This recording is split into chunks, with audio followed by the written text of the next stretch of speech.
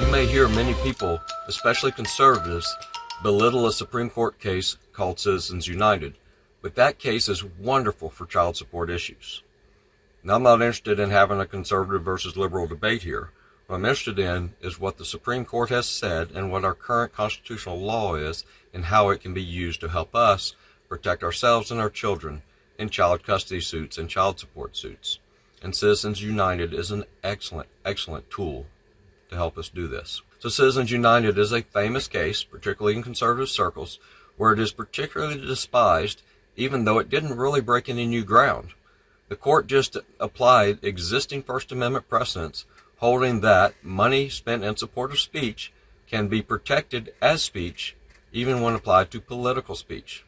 This isn't even the first time the court had done so, but for some reason, Citizens United has become a famous case that conservatives won't overturn. But while it's on the books, we need to use it to defeat the current child support regime. So let me explain to you how this works and how it helps us.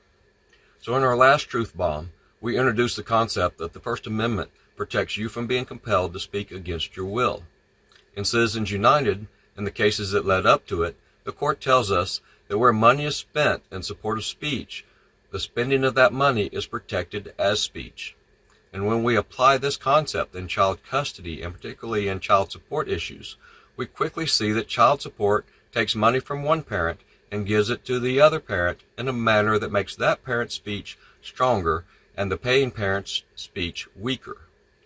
Now this invokes censorship issues, which are not part of this Truth Bomb, but this is phrased in censorship terms.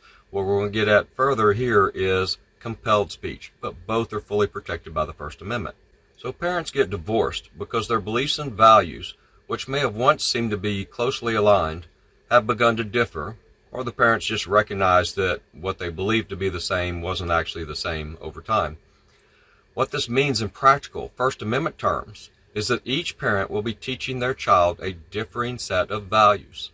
And where the judge picks one parent over the other parent, the judge is specifically deciding which set of values will be conveyed to the child, not only with the power conveyed by the judge's stamp of judicial authority, but also through the authority that more actual time to speak conveys to the child, and with the authority that more money conveys to a parent's speech, especially with teenagers, where often the only control we have over a teenager is our willingness to fund their teenage activities. And the only time they're willing to listen to us and pay attention to us and abide by our rules is when they want to do something that requires our funding, and we insist that they follow our rules to get our funding.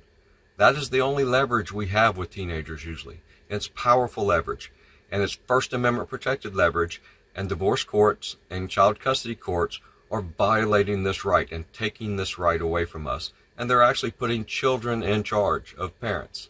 It's obscene what they're doing, but that is exactly what they're doing, and it violates the Constitution. So where the judge takes time away from a parent and compels that parent to pay the other parent to teach the child values and beliefs which differ from the paying parent's values and beliefs, the court impermissibly compels the paying parent to pay for speech which they disagree with.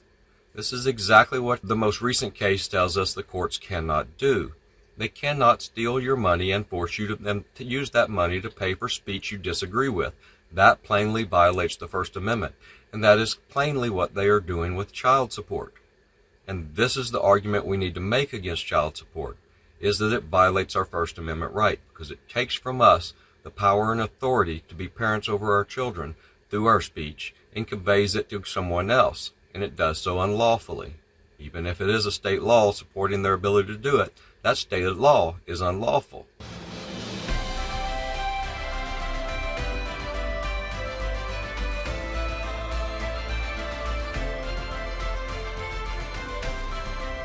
And this is true